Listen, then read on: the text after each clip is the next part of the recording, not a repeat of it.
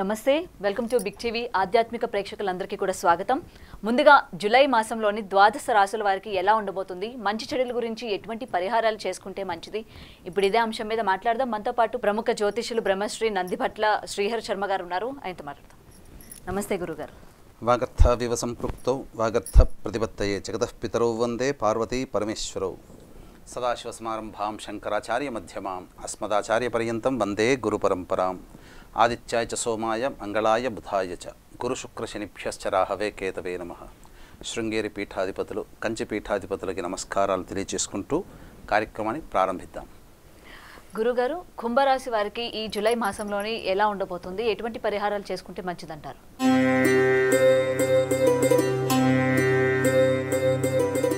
కుంభరాశి వారికి ఈ జూలై మాసంలో ఏ విధంగా ఉండబోతుందో తెలుసుకునే ముందు గ్రహాల యొక్క సంచార ప్రభావాన్ని తెలుసుకుందాం.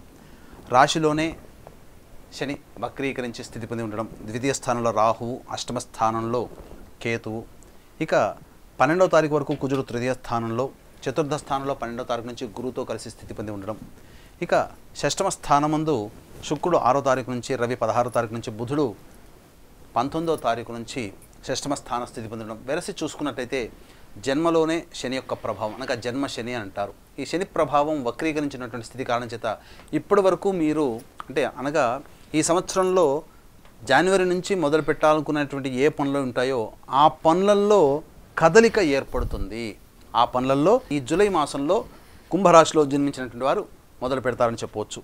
ఇక గమనించుకున్నట్లయితే ద్వితీయ స్థానంలో రాహు యొక్క సంచార ప్రభావం, అలాగే కేతు యొక్క సంచార ప్రభావం, ఈ కారణం చేత కొంత వాగ్వివాదాలు చోటు చేసుకునే అవకాశాలు ఉంటాయి ఇతరులతో. అయితే ఈ యొక్క కేతు యొక్క స్థితి ప్రభావం వలన ఊహించినటువంటి మార్పులు మీ యొక్క జీవితంలో ఈ జూలై మాసంలో జరుగుతాయని చెప్పవచ్చు. ముఖ్యంగా ఆరోగ్యం పట్ల శ్రద్ధ వహించాల్సినటువంటి పరిస్థితి ఎదురవుతుంది. ఇక గమనించుకున్నట్లయితే 12వ తారీఖు వరకు కూడాను కుజగ్రహ సంచార ప్రభావం మీకు అనుకూలంగా ఉన్నటువంటి కారణం చేత మంచి జరిగేటువంటి అవకాశాలు ఉంటాయి. నూతన వ్యక్తుల యొక్క పరిచయ ప్రభావం కావచ్చు, అలాగే మీకు ఉత్సాహంతో ముందడుగు వేసే అవకాశాలు ఉంటాయి. అనగా కరేజ్, అనగా ఆత్మవిశ్వాసంతో మొక్కవని ధైర్యంతో మీరు అన్నీ కూడాను 12వ తారీఖు లోపల పనులన్నీ చేపట్టే అవకాశాలు ఎక్కువగా ఉంటాయి. ఇక చతుర్థ గురు సంచార ప్రభావం చేత కొంత ఇబ్బందికర పరిస్థితులు, ధనపరమైనటువంటి చిక్కులు, సమస్యలు అనేటువంటి ఎదురవుతాయని చెప్పవచ్చు. ఇక ఏతావాత ఈ యొక్క షష్టమ స్థానమందు రవి బుధ శుక్ర ప్రభావం చేత మీకు ముఖ్యంగా వ్యాపారంలో ఉన్నటువంటి వాళ్ళకి అనుకూలమైనటువంటి విషయంగా చెప్పవచ్చు. అధిక ధన రాబడి ఎదురయ్యే అవకాశం ఉంది. అయితే ఎట్ ద సేమ్ టైం మీకు కుటుంబపరమైనటువంటి చిక్కులు ఎదురయ్యే అవకాశాలు ఉంటాయి. వివాహం కోసం చేయు ప్రయత్నాలు ఈ యొక్క కుంభరాశిలో జన్మించినటువంటి వారికి అంత ఆశించినంతగా ఈ యొక్క జూలై మాసంలో ఉండకపోవచ్చు. అలాగే దాంపత్య విభేదాలు కలిగే అవకాశాలు కాబట్టి జీవిత భాగస్వామితో ఈ కుంభరాశిలో జన్మించినటువంటి స్త్రీ పురుషులు ఎవరైనా కానీ జాగ్రత్తగా వాక్కుని ఎంత మితంగా వాడుకుంటే అంత మంచిది.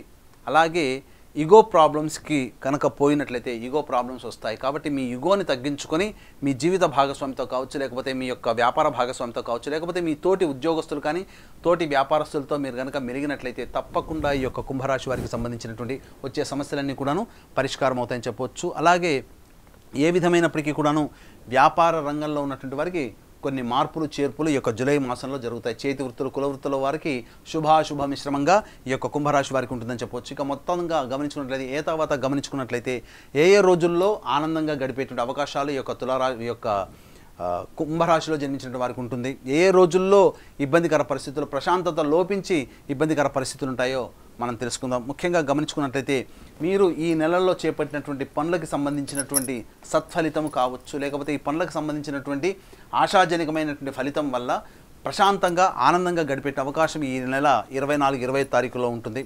అలాగే ఇతరుల సహాయ సహకారాలతో ఈ నెల 1, 2, 28, 29 తారీఖులో మీ యొక్క పనులని చక్కబెట్టుకుంటారు. ఇతరుల సహాయ సహకారం వల్ల డబ్బులు మీకు చేకూరేటువంటి అవకాశాలు ఎక్కువగా ఉంటాయని చెప్పవచ్చు.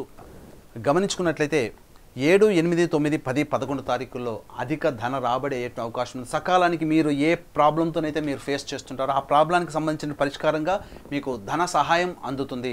ముఖ్యంగా వ్యాపారస్తులు కావచ్చు, చేతి వృత్తులు, కుల వృత్తుల్లో ఉన్నటువంటి వారికి, అలాగే చిరుద్యోగులకి, చిరు వ్యాపారస్తులకి ఈ 7, 8, 9, 10, 11 తారీఖుల్లో మీరు ఊహించిన దానికంటే ఎక్కువగా ధన రాబడి వచ్చే అవకాశం ఉంటుంది. ఇక 17, 18 తారీఖుల్లో ఉద్యోగస్తులకు సంబంధించి చేయు ప్రయత్నాల్లో కొలిక్కి వస్తాయి. ఉద్యోగ అభివృద్ధి అనగా ప్రమోషన్స్ కావచ్చు, ఉద్యోగ బదిలీలకు సంబంధించి కావచ్చు, నిరుద్యోగులైతే ఉద్యోగానికి సంబంధించినటువంటి ఇన్ఫర్మేషన్ ఇలా 17, 18 తారీఖుల్లో ఏర్పడబోతుందని చెప్పవచ్చు. ఇక 19, 20, 21 తారీఖుల్లో గమనించుకున్నట్లయితే ప్రధానంగా ఈ అనుకున్నటువంటి చేపట్టినటువంటి పనులకన్నిటికీ కూడాను సంపూర్ణమైనటువంటి సంతోషాన్ని పొందేటువంటి అవకాశం, డబ్బులు అధికంగా వచ్చేటువంటి అవకాశం 19, 20, 21 తారీఖులో ఉంటుందని చెప్పవచ్చు. ఇక ఇప్పటి వరకు మంచి జరిగేటువంటి రోజుల గురించి చెప్పుకున్నాం. మానసికమైనటువంటి ప్రశాంతత లోపించడం, అలాగే కుటుంబ వ్యవస్థలో ఉన్నటువంటి వారికి కావచ్చు, లేకపోతే ధన రాబడికి సంబంధించిన వ్యవస్థలో ఉన్నటువంటి వాళ్ళు కావచ్చు, లేకపోతే మానసికమైన ప్రశాంతత ఎప్పుడు లోపిస్తుందనే విషయాన్ని గమనించుకున్నట్లయితే 26, 27 తారీఖుల్లో కుటుంబ సభ్యులతో వాగ్వివాదాలు చోటు చేసుకునే అవకాశం, తద్వారా కుటుంబ సభ్యుల ప్రభావం వలన ధనం అధికంగా అయ్యేటువంటి అవకాశం ఎక్కువగా ఉంటుందని చెప్పొచ్చు. ఈ నెల 3, 4, 28, 29 తారీఖుల్లో వాహన మరమ్మతులు కావచ్చు, లేకపోతే గృహోపకరణాలకు సంబంధించి కావచ్చు, ధన వ్యయం అయ్యేటువంటి అవకాశాలు ఎక్కువగా ఉన్నాయని చెప్పొచ్చు. ఇక 5, 6 తారీఖుల్లో మానసికమైనటువంటి ప్రశాంతత లోపించడం, ఏ పని యందు కూడాను శ్రద్ధ పెట్టలేకపోవడం, ఏ పని కూడాను సజావుగా పూర్తి చేసుకోలేకపోవడం, వృధా కాలయాపనతోనే ఈ యొక్క 5, 6 తారీఖుల్లో మీ విలువైన సమయం అంతా కూడాను ఖర్చు అయిపోతుందని చెప్పవచ్చు. ఇక 13, 12, 13, 14, 15, 16 తారీఖుల్లో ధన వ్యయం, 12, 13 తారీఖుల్లో, అలాగే 22, 23 తారీఖుల్లో ప్రధానంగా అధిక ధన వ్యయం అయ్యే అవకాశం ఉంది. కాబట్టి ఈ 12, 13, 22, 23 తారీఖుల్లో ఏదైనా మీరు కొనుగోలు చేసుకోవాలి, లేదా ఏదైనా ఖర్చు పెట్టాలనేటువంటిది ఏదైతే ఉంటుందో అది వాయిదా వేసుకోవడం ద్వారా ఆ రోజున జరిగేటువంటి అధిక ధన వ్యయం ఎలాగో 12, 13 తారీఖుల్లో, 22, 23 తారీఖుల్లో ఊహించనిటువంటి ఖర్చులు ఉంటాయి.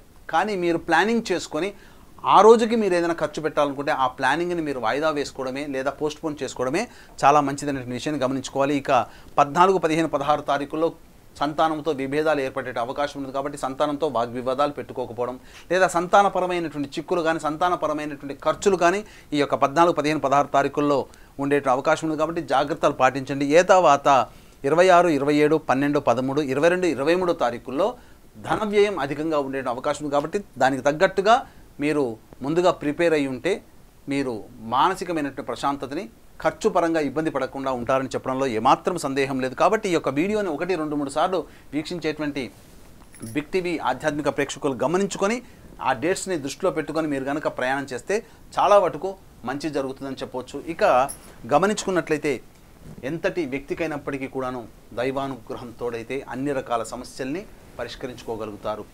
కాబట్టి మొక్కవోని ధైర్యంతో ఎన్ని ప్రయత్నాలైనా మనిషి చేయాలి.